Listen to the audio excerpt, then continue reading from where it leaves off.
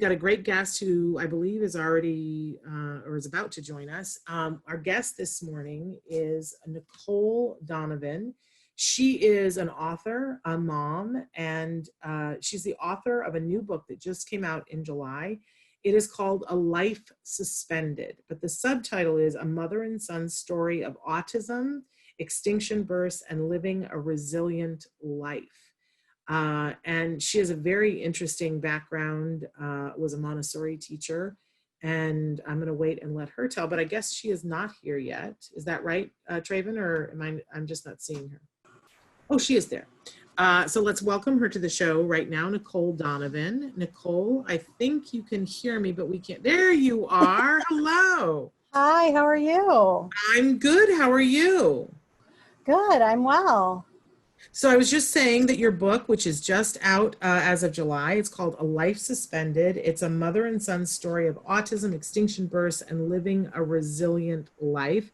And I was telling them just a little bit about you, that you were a Montessori teacher, which I think is a pretty interesting point of view, first of all, especially where we are right now in things. But this is a really interesting book, and I think something that a lot of people will relate to. What inspired you to write this memoir? I felt inspired, to write this memoir because when we were going through the thick of putting behavioral interventions in place in our home, my son was expelled from school, his behaviors were explosive, and we were just gripping on for dear life, really. And I felt like during those times, I reached out for story. I reached out for other people that had been there. I couldn't make it to support groups. They were at times where I couldn't make it. And podcasts, I don't even think I knew that they existed at that point because it was 7-8 years ago. And so I basically wrote the story I wanted to hear because as the years have gone on, I've heard from so many people that have said to me, we're going through the same thing, or my daughter's going through the same thing with her child. And I knew that this story could really provide comfort, maybe healing, certainly some education for people, extended family, even educators. So that was what inspired me. Wonderful. And, we want to talk briefly about where people can get the book because it is available now. Where can they find it? They can find it on Amazon. I'm searchable, Nicole Donovan and A Life Suspended, or they can order it through Ingram Spark, which is another print and distribution site. Okay. And I do think anybody reading it, you're going to see yourself time and time again in the pages. I think you are a really eloquent writer, and you don't mince words. It's very honest, Nicole. And even in I never like to give away too much because I want people to read the book, but right from the jump, from page 1, we are with you as you have been called at work while you're trying to teach and told that your child has eloped from school, and it's not the first time. And from the car ride over to the conversation that you have with the people at school, I was so struck because you describe in great detail about people walking by and not making eye contact with you, and all of the feelings, the inner monologue that you're going through, which I think any parent of a kiddo on the spectrum, the full array of emotions that you feel from being feeling guilty and ashamed to being mad that you weren't there and your child did something, and here these crazy people are asking you questions as if you somehow had control over that. I just think it's a really honest portrayal of what it feels like on the inside for a parent. So congratulations on that. Talk to us a little bit about, now having been on this journey for a while, how old is your son now? He's in high school. So, okay. Yeah. So you've got quite a bit of experience here. Tell us, what do you think is the common misconception about autism? I know for me, as you mentioned, I'm a trained Montessori teacher. I have experience with young kids. That was my profession for a lot of years. And my own misconception is that I knew that Jack wasn't developing typically. We had literally a file box full of evaluations, but we didn't have the key. We didn't have the piece. And so what I didn't understand was that, you know, I'd go to the parent teacher conferences with his integrated preschool, and they'd say, geez, you know, Jack's like the mayor. He's out there, he's gathering people, you know, he's in the middle of it, the thick of things. And I'm like, this is who he is. This is how he has always been. So I kept coming back to that, like, well, he can't have autism if he's so social and craves to have people around him. And then what I didn't realize is that it's a spectrum. Like, so he had, although he was gathering all these people, he was like bossy, he was rigid, he was dictating where they should go and what they should do because he didn't know how to communicate correctly. You know, so it was just interesting for me that, like, oh, it was such an awareness that I had. And I know that I wasn't alone in that, because even, you know, other people that were working with him didn't see it right away. Yeah. And we should, I mean, I think people can glean for that. Your son is one of the, I hate the term, but you know, that we use it. He's considered more high functioning.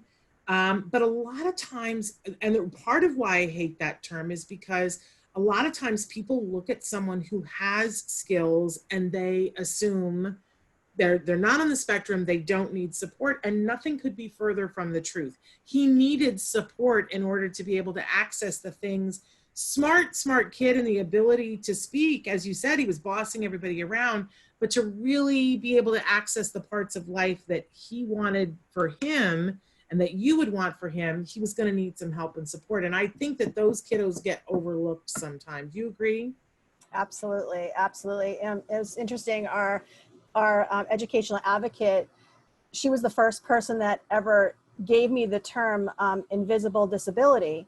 And for Jack, that's just such a good example that, you know, so other people looking at him would say, oh, he's just domineering, or oh, he's bossy, when really he lacked skills of how to communicate correctly and to play with the other kids. So you talk about in the book healing from trauma, and I think that this is a topic that a lot of families with someone on the spectrum, this is a conversation that people are just starting to have.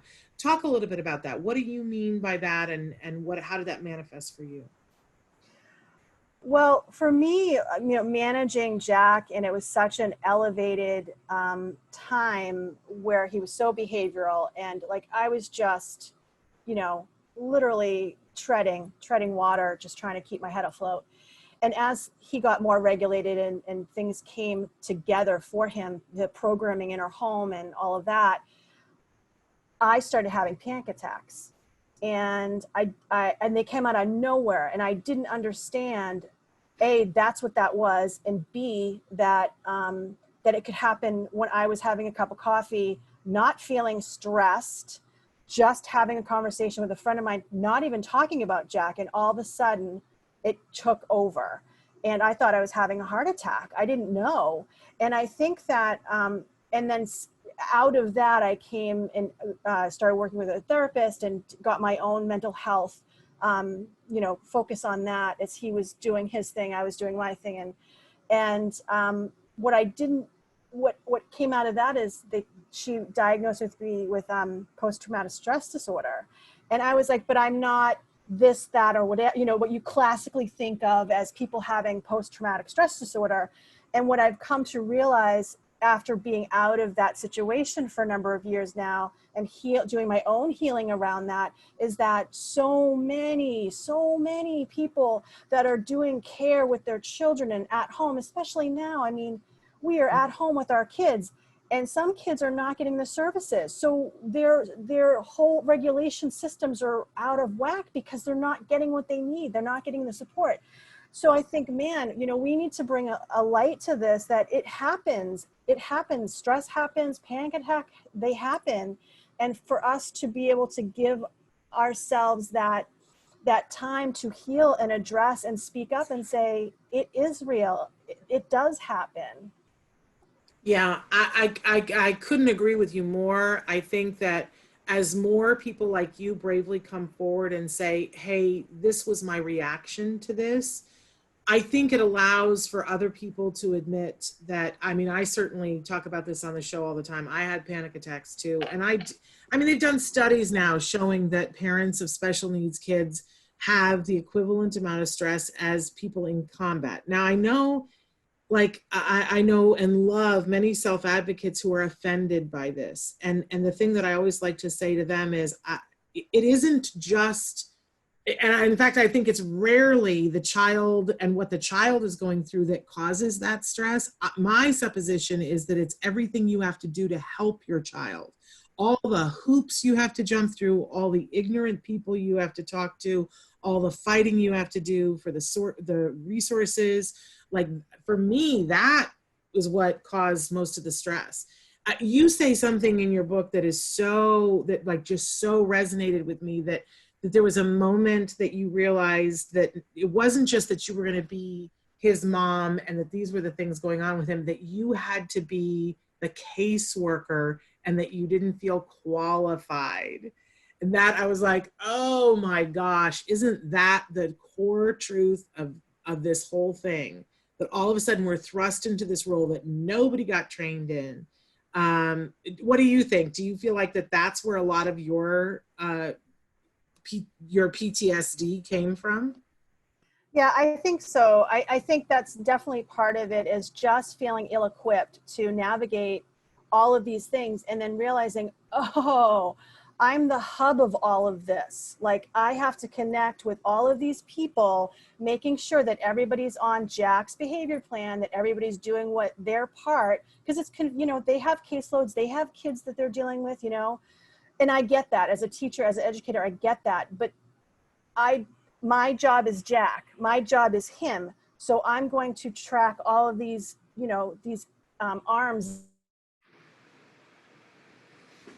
We lost her for a second here. Hopefully coming she'll together come. for his best care. So absolutely. Oh, so you froze. yeah, You froze for a second. It's okay. It's all right. It So happened. It happens, Zoom. Yes, life. Absolutely life. But you were able to negotiate all of it. You were able to figure all of that out. And so if, now that you're at this place where, I'm sure this feels weird to you, but you're a veteran and people look to you for answers. So what would you say to that young mom self, or to a new mom now knowing what you know? What advice would you give? I would tell my younger self, I would tell them to stop, drop, and breathe, because I think for so long, especially when everything was going on with Jack, there's this idea that, or this perception that I had, like, I just wanted to do everything right. And I wanted to make sure I was doing all that I could, of course, to make sure he was for his benefit, his betterment.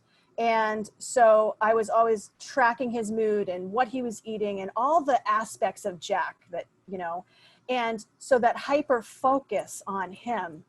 And I lost myself, there was no Nicole, it was just Jack. And so I found that it's not a sprint, we're in this marathon.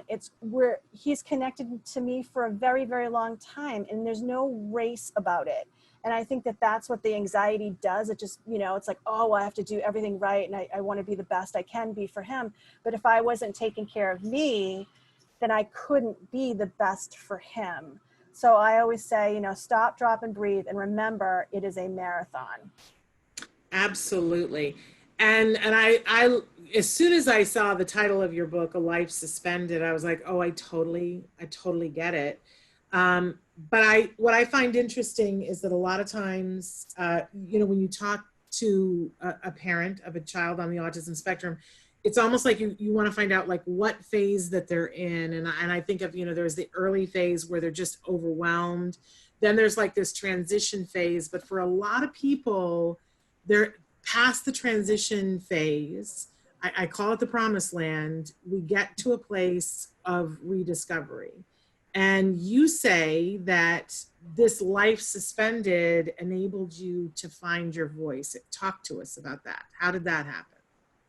Yeah, it's kind of, you know, when I decided, I knew like a year out of our situation when I started to feel better, and I was getting my own situation, you know, betterments of health, and Jack was feeling good and in a program. I knew I needed to write the story. So just the process of writing the story helped me find my voice. The process of being his advocate helped me find my voice.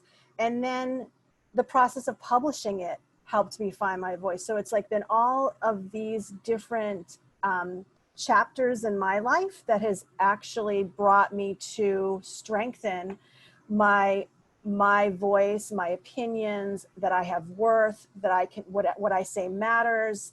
And it doesn't necessarily matter what other people think.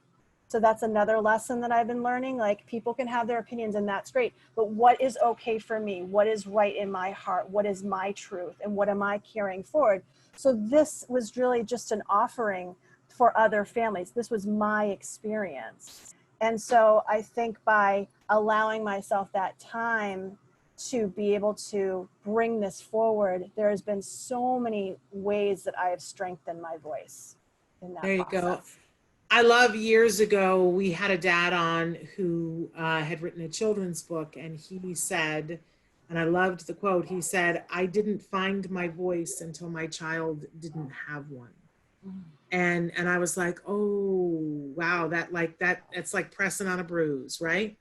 And of course, you know, and you know, then our children find their voices too. You've got a high school student. I'm sure that he is finding his voice as well. Because I have a high school student now too. And I don't know about you, but that is just a full-on trip to hear his view of the world is all I ever wanted when he was little. Are you excited about where you guys are? Yeah, I am. I'm really excited, you know, to be able to watch his resilience and how he's grown into this person. He loves school. He loves history. Like, so he talks about, what's so beautiful is he talks about high school, and he talks about college, and he talks about his dreams and where he wants to go. And I'm like, man, anything's possible, Jack. You know, all of this and more. I mean, it's just such a Absolutely. beautiful thing. I also want to say too that you know, as a parent, decided to learn more, and so you studied to become a board certified behavior technician. Something we tell parents is available to them all the time, and something that is really worthwhile. Did you find that that helped you as a parent and as a teacher? Absolutely. I felt like it definitely helped me understand what, you know, more about autism and how the brain works. And it just helped me understand their goals and what they were looking to do. It just gave me more of a rounded view, I guess.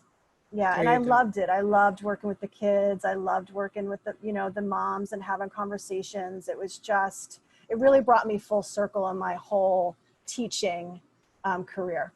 I understand completely. That's wonderful. So, Nicole, the book is called A Life Suspended by Nicole Donovan. The subtitle is A Mother and Son Story of Autism, Extinction Bursts, and Living a Resilient Life. It is available on Amazon. And what was the other place that you told us we could get it? Ingram Sparks, or Ingram Ingram Spark. Sparks. Spark. Okay, and that is available now. So we encourage you guys to reach out and get the book. I know you'll find yourself in the pages. I certainly did. Nicole, thank you so much for being with us. Thank you for having me on. It's been a pleasure. All right, you take care. You too. Bye-bye. Bye-bye.